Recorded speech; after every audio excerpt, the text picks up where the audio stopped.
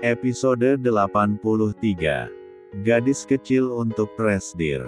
Pa, gimana penampilan Mama? Mama Anita meminta sang suami untuk mengecek penampilannya. Cantik Ma, seperti biasa. Papa Prabu mengangkat jempol. Duh, kenapa rasanya deg-degan ya? Mama Anita heboh sendiri. Sementara itu Oma Titi, Tante Desi, Rian dan Nelly duduk di kursi masing-masing, menyisakan 2 kursi kosong untuk Ren dan Dahlia. Memang, hari ini keluarga besar Ren berencana bertemu Dahlia. Secara khusus, Mama Anita ingin meminta maaf atas kesalahpahaman yang terjadi. Mama Anita juga meminta Tante Desi untuk minta maaf karena sudah mengundang Melissa tanpa izin. Dahlia bakalan marah nggak ya sama Mama? Mama Anita masih heboh. Mama bingung harus menjelaskan gimana sama dia. Nggak apa-apa Anita, Ibu yakin kok Dahlia akan memaafkan kamu. Dahlia kan anak baik, Oma Titi berusaha menenangkan. Lalu Oma Titi menoleh ke Tante Desi. Desi, kamu harus minta maaf yang benar sama mereka berdua. Jangan berkilah, akui saja kalau perbuatan kamu salah. Tante Desi mengangguk. Ia sudah tak berani lagi menjawab perkataan sang ibu karena memang mengakui kalau itu adalah kesalahannya. Tak berselang lama, Dahlia masuk bersama Ren. Pasangan kekasih itu melangkah sambil saling menggenggam tangan. Malam Papa, Mama, Oma, Dahlia menyalami satu persatu keluarga Ren. Agak ragu saat menyalami Tante Desi. Malam, Tante. Tidak seperti biasanya, Tante Desi hanya terdiam sambil tersenyum tipis. Suasana kemudian menjadi canggung selama beberapa menit. Baik Dahlia, Ren, maupun keluarganya tak ada yang bersuara. Silahkan dimakan sayang. Mama Anita mencairkan suasana. Ini semua Mama yang masak loh, Dahlia tersenyum. Makasih Ma. Canggung lagi. Mama Anita dan Papa Prabu saling melirik. Aduh, kenapa suasananya jadi tidak enak begini? Ma, Rian bersuara sambil menyenggol Tante Desi. Bukannya mau ada yang Mama sampaikan ke Mbak Dahlia? Tante Desi menelan ludah. Ia sebenarnya ragu untuk mengatakannya, tapi tatapan Oma Titi yang mengintimidasi membuatnya tak punya pilihan lain. Dahlia, panggil Tante Desi dengan suara lirih. Soal malam itu, Tante minta maaf ya. Dahlia mendengarkan tanpa mengeluarkan suara sedikit pun. Sebenarnya, malam itu, Tante sendiri yang ngide buat undang Melissa. Maafkan Tante ya. Gara-gara ulah Tante, kamu jadi salah paham. Ren menghela napas panjang. Dia sudah menduga sih kalau biang keroknya pastilah si Tante Desi. Tapi ia tak mengatakan apapun dan memilih untuk menunggu reaksi Dahlia. Saat ia melirik ke arah kekasihnya itu, Dahlia masih tetap diam. Ini juga salah Mama, Dahlia, Mama Anita menambahkan. Seharusnya waktu itu Mama langsung usir Melissa dari sana. Tapi keadaannya masih ramai orang, Mama jadi kebingungan dan malah membuat kamu salah paham. Maafkan Mama ya. Dahlia masih tetap diam, dan semua orang yang ada di sana menunggu dengan hati berdebar. Sepertinya Dahlia benar-benar marah kali ini. Dahlia akhirnya membuka suara untuk pertama kalinya. Juga minta maaf karena membuat semua orang khawatir karena saya menghilang tanpa kabar. Mama Anita menggeleng.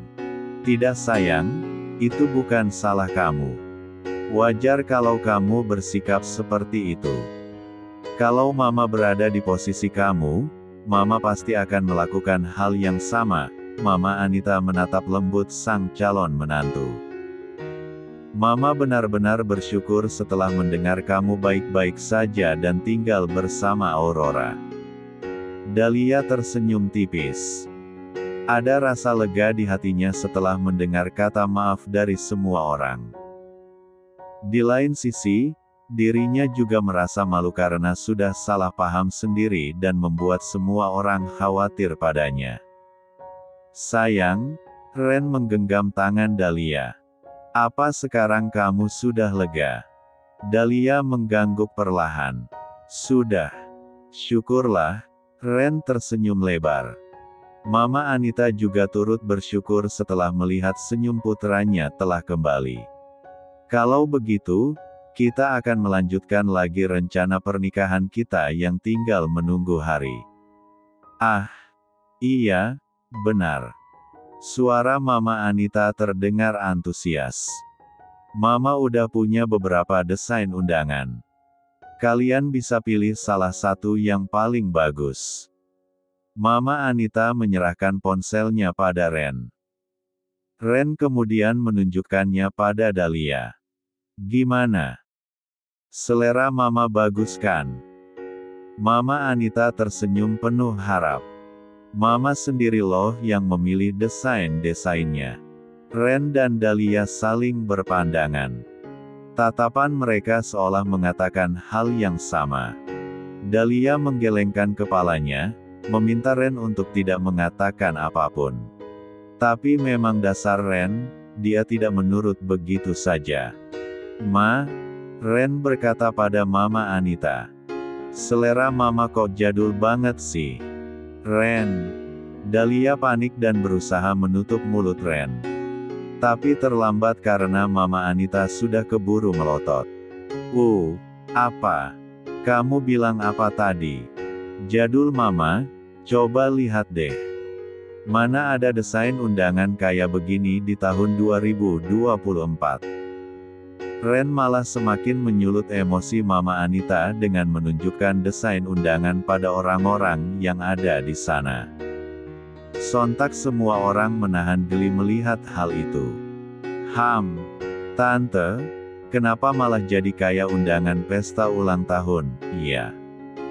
Rian tak kuasa menahan diri untuk berkomentar. Nelly gantian panik dan berusaha menutup mulut sang suami. Oh, jadi gitu. Kalian bersekongkol untuk mengejek Mama. Mama Anita sudah berdiri dari duduknya dan mengangkat sendok di tangan.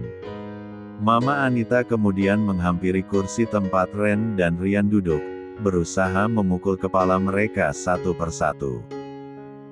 Ampun, Tante. Ampun. Rian bangkit dari kursinya dan berlari menjauhi Mama Anita. Begitu pula dengan Ren. Hei, jangan kabur kalian.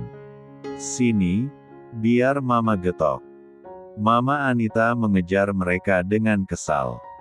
Maka terjadilah aksi kejar-kejaran antara Mama Anita vs Ren dan Rian. Papa Prabu yang melihat itu malah tertawa terbahak-bahak, sedangkan Oma Titi berseru panik. Astaga! Jangan main kejar-kejaran di tempat makan. Kalian bukan anak kecil lagi. Omel Oma Titi, tapi tak mereka pedulikan. Sementara itu, Dahlia yang semula terbengong-bengong perlahan ikut tertawa melihat pemandangan itu. Syukurlah, karena kehangatan di keluarga Atmaja sudah kembali. Sejujurnya, aku malu sama keluarga kamu, Ren, ujar Dahlia saat dirinya dan Ren berada dalam perjalanan pulang. Gara-gara aku yang salah paham, semuanya jadi khawatir. Ren menoleh ke arah Dahlia dan tersenyum. Tidak apa. Mereka juga mengakui kalau perbuatan mereka salah. Seharusnya kita memang tidak melakukan sesuatu yang bisa membuat kamu salah paham. Dahlia mengangguk-angguk. Terima kasih ya Ren. No problem sayang, Ren tersenyum. Jadi, sekarang kita pulang kemana? Ke kosan atau ke apartemen Aurora? Sebenarnya aku nggak perlu ambil apa-apa dari apartemen Aurora, tapi aku mau mengucapkan terima kasih dulu karena dia sudah mau menampungku selama ini. Oke, berarti kita ke tempat Aurora dulu terus pulang ke kosan kamu. Ren memastikan. Iya, Dahlia mengangguk. Sebentar, ada telepon. Dahlia mengambil ponsel dari dalam tas. Halo, Aurora. Dahlia, kamu jangan kesini dulu ya, keadaannya lagi gawat. Terdengar suara panik Aurora dari seberang telepon. Hah? Keadaan gawat gimana? Di depan apartemenku lagi banyak wartawan. Haduh, ini semua gara-gara Ren. Coba kamu cek link yang aku kirim deh. Udah ya? Bye. Aurora. Aurora. Dahlia terheran-heran karena Aurora langsung menutup telepon begitu saja. Ia kemudian membuka link yang dikirimkan Aurora padanya. Ren, wajah Dahlia berubah tegang. Ada berita soal kamu sama Aurora. Hah? Berita apa? Katanya kalian berdua lagi pacaran. Hah? Episode 84. Ren membelokkan mobilnya ke depan supermarket yang tak jauh dari sana. Lalu dengan wajah penasaran, ia membaca berita yang ada pada layar ponsel Dahlia. Heboh. Artis cantik Aurora Leblanc tertangkap kamera sedang berduaan di apartemennya bersama keturunan konglomerati. Profil Narendra Atmaja, putra konglomerat yang diisukan sedang berkencan dengan Aurora Leblanc. Skandal. Aktris cantik Aurora Leblanc terlihat mesra dengan putra seorang konglomerat di apartemen pribadinya. Apa-apaan, nih? Ren membaca isi berita itu yang headline-nya adalah foto dirinya sedang berjalan menuju apartemen Aurora. Kapan mereka mengambil foto ini? Tentu saja kemarin waktu kamu pergi ke apartemen Aurora. Jawab Dahlia cepat. Tuh, kan. Apa ku bilang? Gara-gara kamu, pasti akan ada berita miring tentang Aurora. Jadi gimana dong sekarang? Aku nggak enak nih sama Aurora, gara-gara aku dia jadi kena rumor begini, keluh Dahlia. Padahal sebenarnya dia ingin berterima kasih karena Aurora sudah memberinya tumpangan tempat tinggal, tapi ternyata malah ada kejadian seperti ini. Ren berpikir sejenak, lalu sebuah ide tiba-tiba muncul di kepalanya. Hei, sayang, kita bisa langsung membantah rumor itu sekarang juga kan? Kening Dahlia berkerut. Caranya? Ren tersenyum penuh arti dan menginjak pedal gas mobilnya. Kita ke apartemen Aurora sekarang. Hah? Kamu mau apa? Kita lihat saja nanti sayang. Ren mengedipkan sebelah matanya. Hei, Ren. Dahlia mengikuti Ren dengan wajah panik. Lelaki itu sekarang sedang menggenggam tangannya memasuki gedung apartemen Aurora, lebih tepatnya, gedung apartemen yang sahamnya dibeli Ren. Kita mau ngapain? Aurora tadi udah nelepon aku, katanya kita jangan kesini dulu karena ada banyak wartawan yang berkumpul. Justru itu yang aku cari sayang, berbeda dengan Dahlia, Ren malah tersenyum santai. Kita bisa langsung membantah rumor itu, sekaligus mengumumkan ke publik tentang pernikahan kita. Bukankah ini yang namanya sekali dayung, dua pulau terlampaui? Astaga! Dahlia terbelalak saat menyadari niat Ren yang sebenarnya. Jadi itu tujuan kamu? Enggak ah, Ren. Aku belum siap dijepret kamera. Wajahku jelek. Dahlia berusaha menutupi wajahnya sendiri. Hei, beraninya kamu bilang kalau wajah pacarku jelek. Pacarku itu orang paling cantik sedunia tahu. Kata Ren dengan nada bercanda. Haduh, Ren, kamu tuh. Dahlia geregetan karena kekasihnya itu sama sekali tak mempedulikan kekhawatirannya. Setelah lift mereka sampai di lantai 8, Ren semakin mengeratkan genggamannya pada tangan Dahlia. "Sudah siap, sayang?" tanya Ren sambil mengedipkan sebelah mata. "Enggak, aku enggak siap." Dahlia menggelengkan kepala. Tapi Ren malah tertawa dan menarik gadis itu keluar dari lift. "Hei, itu kan Narendra Atmaja. Ajaib, bagai memiliki mata elang," salah seorang wartawan langsung berteriak saat melihat Ren keluar dari lift. Sontak, belasan wartawan lain segera menghambur menuju arah yang ditunjuk salah satu rekan mereka itu. Dengan cepat mereka mengarahkan flash kamera ke arah Ren dan Dahlia. Dahlia mundur selangkah dan bersembunyi di belakang Ren. Sementara itu Ren berdiri dengan gagah menghadapi belasan kamera yang memotretnya. "Pak Ren, apakah benar Anda punya hubungan dengan Aurora?" "Pak Ren, apa benar rumor yang mengatakan Anda dan Aurora akan segera menikah?" "Pak Ren, sejak kapan kalian pacaran? Apa benar lelaki yang difoto itu adalah Anda?" Ren tidak langsung menjawab, ia justru menatap seluruh wartawan itu dengan tenang. Lalu ia mengangkat tangannya untuk membuat mereka berhenti bicara. "Apakah pertanyaannya sudah semua? Kalau sudah, saya akan menjawabnya secara langsung." Ren kemudian menarik Dahlia dari tempat persembunyiannya. Dahlia menggelengkan kepala, tapi Ren malah meraih pinggang gadis itu. "Saya dan Aurora tidak berpacaran. Saya datang ke apartemennya karena menjemput calon istri saya." Ren menunjuk Dahlia yang berdiri di sampingnya. Dahlia masih berusaha menutupi wajahnya sendiri. Jepretan kamera langsung beralih pada Dahlia. "Nona, tolong tunjukkan wajah Anda," seru para wartawan. "Anda bilang calon istri, jadi apakah kalian akan segera menikah?" "Ya, kami akan menikah 2 minggu lagi," Ren menjawab mantap. "Jadi tolong jangan beritakan yang macam-macam tentang saya dan istri saya. Siapa nama calon istri Anda?" "Dahlia Chandana, mohon dicatat dengan benar. Karena calon istri saya hanya satu ini dan tidak ada yang lain lagi." Setelah memberikan pengumuman itu, Dahlia dan Ren baru bisa pergi dari kerumunan karyawan setelah dibantu 4 orang bodyguard yang disewa Ren.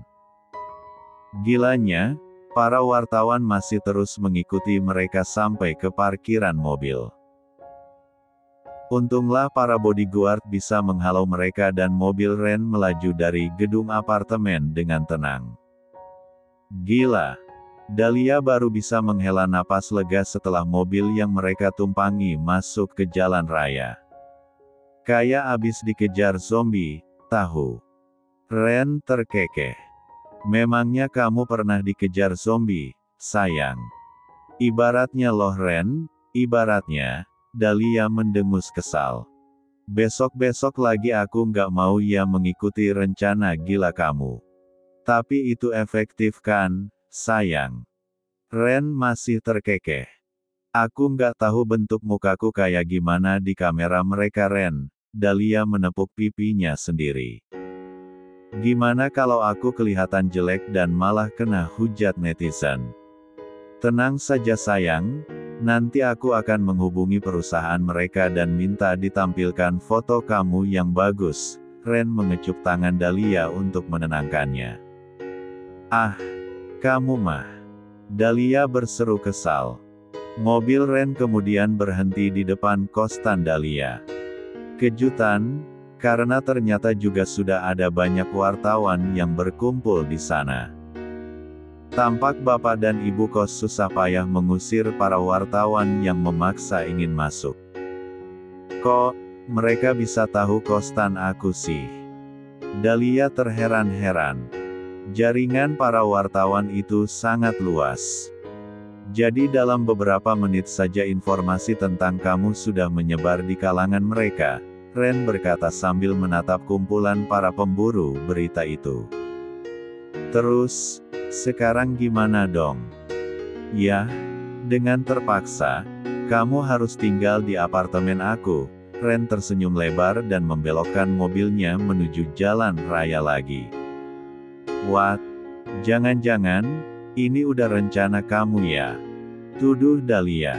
Sayang, bukannya kita dari tadi bareng-bareng terus. Gimana bisa aku merencanakan itu semua tanpa kamu tahu padahal kamu selalu ada di sampingku? Ren ganti bertanya sambil menunjukkan muka pura-pura polos. Ya bisa saja, akal bulus kamu kan banyak. Tukas Dahlia. Kamu kok curigaan begitu sih sama calon suami sendiri, sayang? Halah, udah, nggak usah sayang-sayangan. Pokoknya, aku nggak mau ya sampai terjadi hal-hal nggak diinginkan di apartemen kamu. Memangnya hal-hal yang nggak diinginkan itu apa? Ren pura-pura berpikir. Bukannya yang akan kita lakukan itu justru hal-hal yang kita berdua inginkan, ya? Ren. Dahlia memukul bahu Ren dan lelaki itu hanya tertawa terbahak-bahak.